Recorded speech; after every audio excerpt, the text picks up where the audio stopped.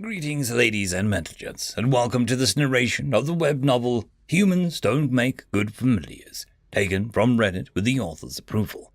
If you are new to this series, there is a playlist listed down below. And as always, I hope that you enjoy.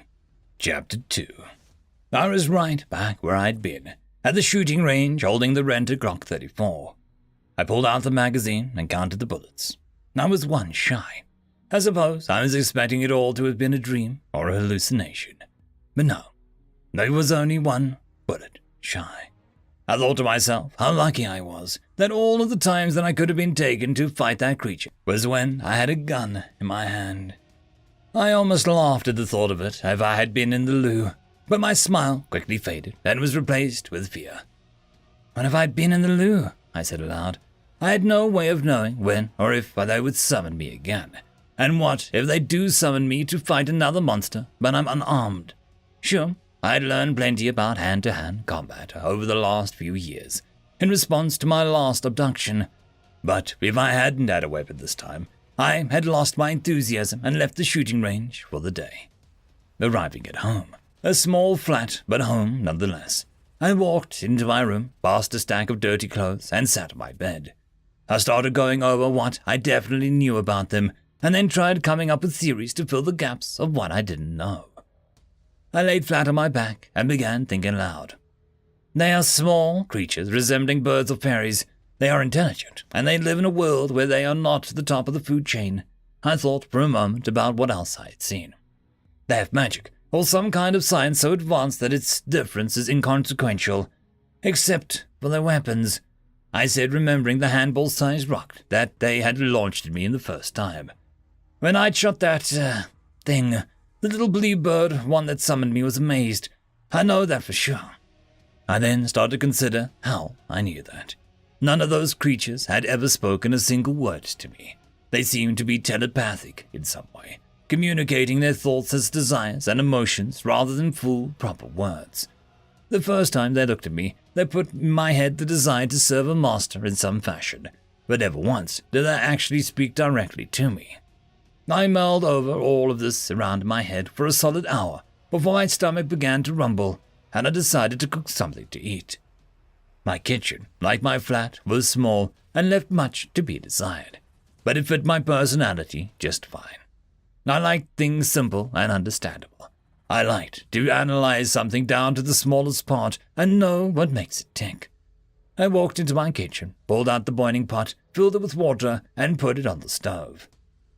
Maybe some ramen and crisps, I said, sticking my head and arm into my pantry to try and find a packet of ramen.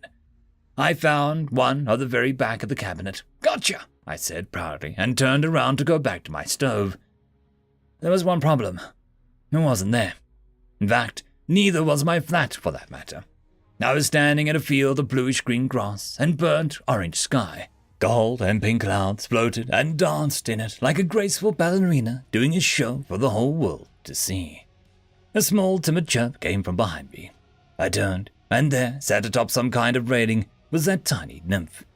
In my head, I began to feel its presence. I felt it push its emotions and feelings into me. Thankfulness, remorse, amazement, and most strongly, sorrow. It was terribly sad about something, perhaps over what had happened in that building. I didn't know how else to comfort the creature, so I leaned down and stroked its small, feathered head. I began to feel its emotions even stronger as soon as I touched it. Are you okay? I asked it. It didn't answer, of course, but it did let its head sink into my hand, and I felt just how much anguish it was in. I could almost see its thoughts as if they were playing like a movie in my head. The longer the creature touched me, the clearer the images became. It was thinking about what had happened mere hours ago. They'd been in class, learning what seemed to be new spells, when they heard the shrill shrieks that meant danger. Outside, an enormous beast had accidentally been summoned by another student. They'd wanted something strong and fierce, and got exactly that. Just like what happened to me, the nymph tried to cast some kind of control spell on it, but to no avail. The mind of the monster was too primitive to understand and filled with far too much primal rage to care. It had mauled the nymph to death, then proceeded to rampage throughout the school. Most students flew to safety, some of the teachers did too. but others tried to fight it off. They launched their rocks at it, but the monster's hide was too tough. One teacher tried to use magic on the beast, but that only served to anger it. It began slaughtering and maiming everything within sight. The small nymph flew into the closet in an attempt to hide and was forced to watch as the beast tore through everyone else. I felt the little nymph's fear and stress as it recalled the events. Its panic was immense, but the visions didn't stop. The beast, with its large, quilled back and long claws, seemed insatiable at its bloodlust, but soon it ran out of prey. It sniffed the ground, then the air, then drew closer to the little being hiding in the closet. In panic, the nymph flew out of the closet and over to the beast, which took a swat at it with its claws, but narrowly missed.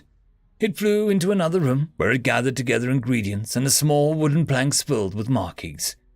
I began to understand it now. We had been in contact for several minutes, so I just was now beginning to understand its thoughts. I knew of no spell strong enough to save me if I attacked it, and I knew that if I ran, it would chase me. I had no way to defeat this monster, so I needed one of my own. Its voice was like a faint whisper in my head. No longer was it merely emotions or desires, but actual, solid words, however soft that they may have been. I can understand you, I said, amazed. It pulled away in what seemed to be shock, or perhaps confusion. You can speak, it said, sounding some mix of terrified and baffled. End of chapter. Just a quick shout out to the T5 peeps. Bob the Dragon, Cat Crab Lobster, Data Magnet, Dark Machine, Bezic, Try Again 95, Pudic Yol, Astrea the Dreamer, Caspar Arnholtz, Cam Maxwell, Athelia, Meridian 117, and Jordan Bucksmorm. Thank you very much. And that, my friends, concludes this video. I hope that you enjoyed. There are links down below, both to support this channel and for the author of this fiction. Anyways, I hope you all have a fantastic one, and I'll see you next time. Cheers.